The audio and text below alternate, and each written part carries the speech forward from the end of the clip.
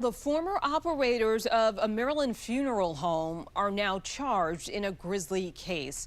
Now, we do want to warn you the details of this case are very disturbing. This is a story you saw first on 7 News. Good evening. I'm Michelle Marsh. And I'm Scott Thuman. The owners of a Charles County crematorium are facing charges after 7 News exposed a scandal that impacts dozens of mourning families, many who are still grieving the loss of their young children. Maryland Bureau Chief Brad Bell first reported on the case of Heaven Bound Cremation Services. He joins us now live from the Charles County Courthouse. And Brad, you broke this case over a year ago, so what's the latest now? Yeah, so charges have now been filed. Look, this was a really disturbing case, as you said. People turned to this facility at a real time of pain and anguish. They wanted their loved ones' deaths handled appropriately, and they felt deceived. Some were given ashes that turned out not to be their relatives. Some never even knew where their families' bodies were. The investigation was led by the Maryland State Police, and today it did produce charges, something that people have long wanted, but we're also being told it's not going to make their pain go away. Koisier Parham was just 2 months old when he died suddenly in October 2024. His parents, LaQuanda and Christopher, told us last May his death crushed them, but that was just the beginning of their ordeal. After their child's funeral at Heaven Bound Cremation Services in Charles County, the couple was given ashes, only to learn months later that the state police had found their baby's body in a bag in the garage of the home belonging to Rosa and Brandon Williams, the owners of the crematorium.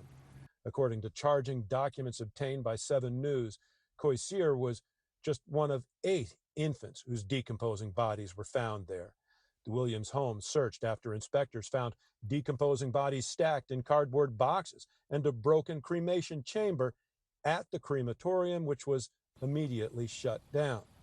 Charles County Deputy State's Attorney Karen Piper Mitchell says her hope now is that all the families impacted by this awful crime will feel some sense that justice is being served. And we understand just the gruesome conditions under which this was kept and the heartbreak that these families have had from knowing that or assuming that either they have the remains of their loved ones in their possession and to find out that they don't.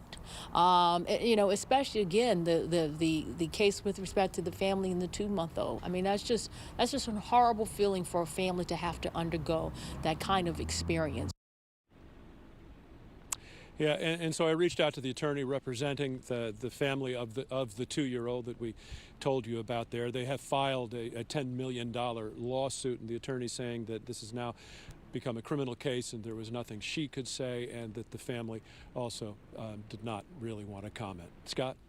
Yeah, just a terrible scenario all the way around. Brad, you've reported that the charges that the crematorium owners are facing are only misdemeanors. Is there a likelihood or a possibility of more charges here? Yeah, misdemeanors right now, maximum sentence of 1 year, fine of $5,000. The state's attorney here says the investigation does continue, and there is a possibility that that additional charges could be brought. We're also told that federal prosecutors, the U.S. Attorney's Office, are looking at it as well, and they could potentially bring some different charges. This was a challenging case, trying to find something that they could charge criminally, because they felt like everything that happened inside the crematorium was actually a regulatory matter. Very unusual case. Brad, quickly, if you don't mind, you mentioned Rosa and Brandon Williams, the owners there. Are they in custody? Have we heard anything at all from them about this? Yeah, I got to tell you, I tried hard for a long time to find these people, to get some sort of comment from them. I staked out the crematorium, last year. Never been able to get a single word from them. Never got a response from anyone who was listed as an attorney representing them. Didn't find them at their house, so we don't really know what their side of the story is. And as I understand it right now, even though the arrest warrants have been issued, the Maryland State Police have not yet been able to bring them in to custody. In La Plata, Brad Bell, 7 News.